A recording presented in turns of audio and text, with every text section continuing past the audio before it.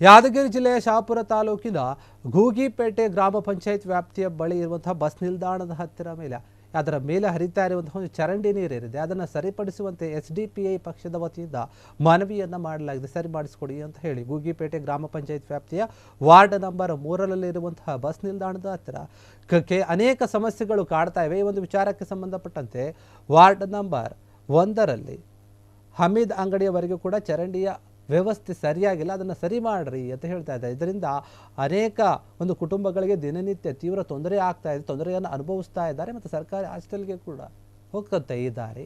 ಸುಮಾರು 40ಕ್ಕಿಂತ ಹೆಚ್ಚು ವಿದ್ಯಾರ್ಥಿಗಳು ವಾಸವಾಗಿದ್ದಾರೆ. ಅಲ್ಲಿ ಸರದಿ ವಿದ್ಯಾರ್ಥಿಗಳು ದಿನನಿತ್ಯ ಬಳಸುವ ಒಂದು ನೀರು ಯಾವುದೇ ಸೂಕ್ತ ಒಂದು ಚರಂಡಿ ವ್ಯವಸ್ಥೆ ಕೂಡ ಅಲ್ಲಿ ಸರಿಯಾಗಿಲ್ಲ. ಹೀಗಾಗಿ ಇದನ್ನು ಸರಿ ಮಾಡಿಸಿಕೊಡಬೇಕು, ಇದಕ್ಕೆ ಸೂಕ್ತ ಸಂಬಂಧಪಟ್ಟಂತಹ ಅಧಿಕಾರಿಗಳು ಅಂತ ಹೇಳ್ತಾ ಇದ್ದಾರೆ. ಮಕ್ಕಳು ಸಾರ್ವಜನಿಕರಿಗೆ ಇದು ತೀವ್ರವಾಗಿ ಕಷ್ಟ ಆಗ್ತಾ ಇದೆ, ತೊಂದರೆಯನ್ನು ಉಂಟು ಮಾಡ್ತಾ ಇದೆ.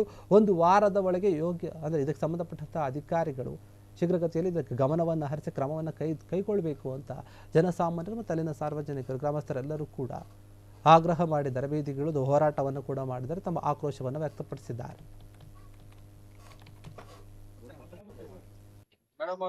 ಸುಮಾರು ದಿನಗಳಿಂದ ಗೋಗಿಗೆ ವಾರ್ಡ್ ನಂಬರ್ 3ರಲ್ಲಿ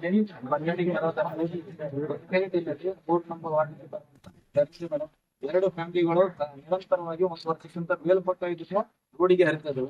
ಸುಮಾರು 3 ಸ್ಕೂಲ್ ಬರ್ತಾವೆ. 3 ಸ್ಕೂಲ್ ನೀರು ಹೋಗಂತ ಮಕ್ಕಳು LKG ಹಿಡಿದು 10th ವರೆಗೆ ಮಕ್ಕಳು ದಿನನಿತ್ಯ ಹೇಳ್ತಾರೆ. ಅದನ್ನು ಹೊರತುಪಡಿಸಿ ಮೇಡಮ್ ಅವ್ರೆ ನಮ್ಮ ಗೋಗಿಗೆ ಬಸ್ ಸ್ಟ್ಯಾಂಡ್ ಇದೇ ಇರ್ತದೆ. ಗೂಗಿಪೇಟೆ ಸುಮಾರು 10,000 ಜನರಿಗೆ ಒಂದೇ ಬಸ್ ಸ್ಟ್ಯಾಂಡ್. ಆ ಬಸ್ ಸ್ಟ್ಯಾಂಡಿನ ಮೇಲೆ ದಿನ ಚಲಿಸುವ ಶಾಪುರಿಗೆ ಹೋಗಿ ಬರೋ ಬೇರೆ ಊರಿಗೆಲ್ಲ ಹೋಗೋ ಜನರು ಅದೇ ಬಸ್ ಸ್ಟ್ಯಾಂಡ್ ನಿಂದ ಅದೇ ಹೋಗ್ಬೇಕು.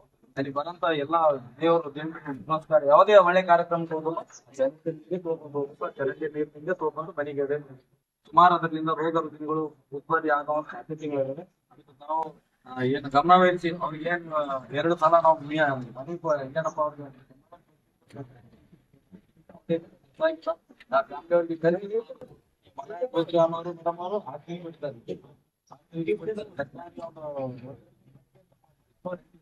ಸುಮಾರು 40,000 ಹೆಚ್ಚು ಮಕ್ಕಳಲ್ಲಿ ವಾಸ ಮಾಡ್ತವೆ. ಎಲ್ಲ ಮಕ್ಕಳ ಬಳಸಿ ನೀರು ಅಲ್ಲೇ ಹೋಗ್ತದೆ, ರೋಡಿಗೆ ಹೋಗ್ತಾ ಇದ್ರೆ. ಇನ್ನೊಬ್ಬರು ಚಂದ್ರಕಾಂತ್ ಅವ್ರದ್ದು ಅದೇ ಇದ್ರು ಮೇಡಮ್, ಅವ್ರನ್ನು ಏನಪ್ಪಾ ನೀರು ರೋಡಿಗೆ ಬಿಟ್ಟಿದ್ದಾರೆ. ಈಗ ಎರಡದು ನೀರು ಡ್ರೈನೇಜ್ ಹೋಗಿ ಸೇರ್ಪಡೆ ಆಗ್ಬೇಕು. ಅದು ನಾವು ನಿರೀಕ್ಷೆ ಇರ್ತೀವಿ. ಇದ್ದಂತ ನಮ್ಮ ರಂಜಿತವ್ರಿಗೆ ಸುಮಾರು ತಂದು ನಾವು ಹೇಳಿದ್ವಿ. ಬರೀ ರಮೇಶ್ ಅಣ್ಣ